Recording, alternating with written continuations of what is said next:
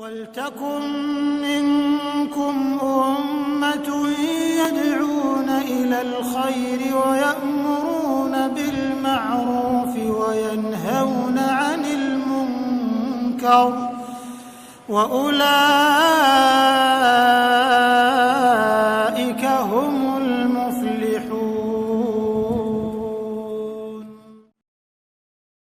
Assalamualaikum warahmatullahi wabarakatuh. Alhamdulillahi wa kafa wassalatu wassalamu ala nabiyil mustafa wa ba'd. Saudara sekalian dicintai Allah Subhanahu wa taala. Tema kita kali ini adalah bagaimana kita menghayati falsafah hidup kita di dunia. Seorang sahabat besar Rasulullah sallallahu alaihi wasallam yang bernama Salman Al-Farisi radhiyallahu anhu, di akhir-akhir hayatnya dia diuji oleh Allah Subhanahu wa taala dengan penyakit yang cukup berat. Saat sakitnya yang parah itu, dia dijenguk oleh kawan-kawan seperjuangannya di kalangan sahabat yang masih hidup. Pada saat sahabat yang menjenguknya itu datang, Salman menangis, mencucurkan air mata. Para sahabat berinisiatif untuk menghibur beliau dengan mengatakan, "Ma yubkika ya Salman? Apa yang membuat engkau menangis, wahai Salman?" Maka Salman mengatakan, "Aku menangis bukan karena sakit yang kuderita ini. Bukan juga karena saya takut mati. Tapi saya menangis karena teringat pesan Rasulullah sallallahu alaihi wasallam kepada kita semuanya, liyakun zadu ahadikum fi hadhihi dunya kazadir rakib.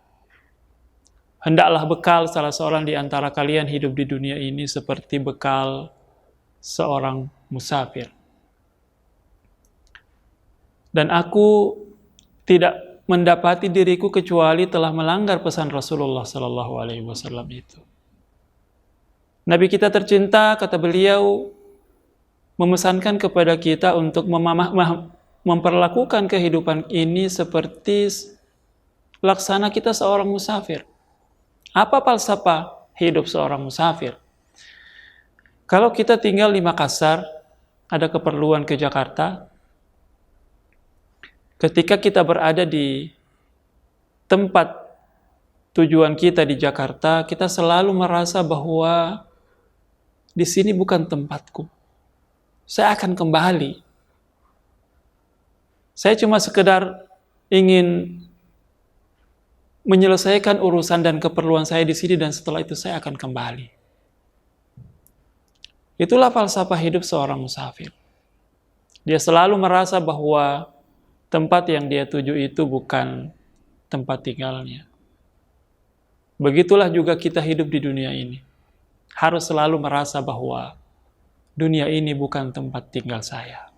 Ad-dunya daru mamar. Dunia ini sekedar tempat saya numpang lewat. Wal akhiratu daru maqar, dan akhirat itulah tempat saya nanti kelak menetap. Kehidupan di dunia ini cuma sekedar kesempatan untuk mengumpulkan bekal untuk kejayaan akhirat kita, dan itulah kehidupan yang sebenarnya. Walad darul akhiratu lahiyal hayawan, dan sungguh kehidupan akhirat itulah kehidupan yang sebenarnya. Maka saudara sekalian cintai Allah Subhanahu wa taala, yang kedua, seorang musafir ketika akan bepergian, dia tidak membawa seluruh hartanya. Dia tidak membawa seluruh pakaiannya, dia tidak bawa rumahnya, propertinya, seluruh hartanya, tidak. Yang dibawa adalah yang sekedar diperlukan di perjalanannya. Sama juga dalam kehidupan kita di dunia, jangan terlalu berambisi memberatkan diri kita dengan begitu banyak beban materi yang khawatir memberatkan kita dan akhirnya tidak bisa kita pertanggungjawabkan nanti di akhirat. Itulah falsafah yang diingat oleh Salman Al-Farisi radhiyallahu anhu sampai beliau menangis dalam majelis yang mulia itu. Tidak lama setelah itu Salman Al-Farisi meninggal dunia. Dan ketika diselenggarakan jenazahnya, selesai diselenggarakan jenazahnya, para sahabat kembali ke rumahnya, memperhatikan rumah Salman Al-Farisi, perabot yang ada di situ, semuanya hal-hal yang sederhana. Tidak ada yang mewah. Bahkan mereka bertanya kepada keluarganya, dan keluarganya juga mengatakan tidak ada apa-apa yang ditinggalkan oleh Salman, kecuali apa yang kalian lihat ini. Tapi Salman Al-Farisi merasa khawatir akan dirinya. Dia takut tidak bisa mempertanggungjawabkan apa yang telah dia miliki dalam kehidupan dunia ini. Mungkin kita bertanya, kalau begitu kita tidak boleh kaya. Tidak boleh punya banyak harta. Bukan seperti itu maksudnya. Silahkan kaya sekaya-kayanya. Kejar materi, silahkan. Ya, karena yang namanya materi juga itu penting. Banyak perintah Allah Subhanahu wa taala, perintah syariat yang tidak bisa kita laksanakan kalau kita tidak berharta. Kita tidak bisa naik haji, ya, bersedekah, membantu orang, membuat sekolah macam-macam. Kalau kita tidak berharta, maka harta itu penting. Cuma yang perlu kita selalu ingat adalah semangat pertanggungjawaban terhadap nikmat yang Allah berikan kepada kita di dunia yang harus senantiasa kita ingat. Minimal kita memenuhi 2 syarat. Ketika kita menginginkan materi duniawi, yang pertama pastikan bahwa kesibukan kita, ambisi kita mengejar materi duniawi itu tidak melalaikan kita sebagai seorang hamba untuk menunaikan kewajiban-kewajiban kita. Jangan sampai karena kesibukan, pekerjaan, bisnis membuat kita jarang lagi ke masjid. Ya. Tidak punya waktu lagi untuk belajar agama. Itu sudah melalaikan kita. Kemudian yang kedua, pastikan bahwa yang masuk dalam kepemilikan kita itu adalah sesuatu yang memang sudah halal untuk kita. Perhatikan kehalalan harta yang masuk dalam kepemilikan kita.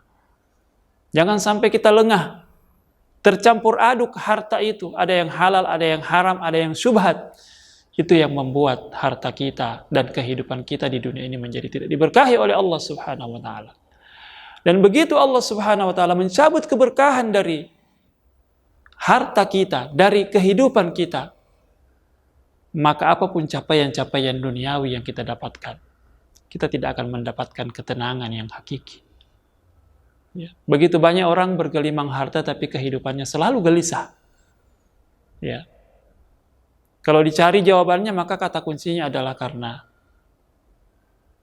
kehidupannya itu, caranya meraih dunia itu banyak yang tidak diridhai oleh Tuhan. Maka ini harus menjadi konsen kita. Ya. Banyak itu penting. Ya. Jumlah itu penting.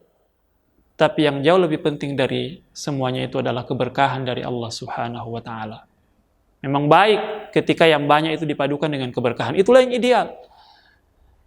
Tapi jangan sampai kita mengorbankan keberkahan cuma untuk materi yang kita ingin kejar. Semoga Allah Subhanahu wa taala memberikan kepada kita taufik untuk memahami kehidupan kita dengan lebih baik, sehingga sikap-sikap dan langkah-langkah kita senantiasa diridhai oleh Allah Subhanahu wa taala. Assalamualaikum warahmatullahi wabarakatuh.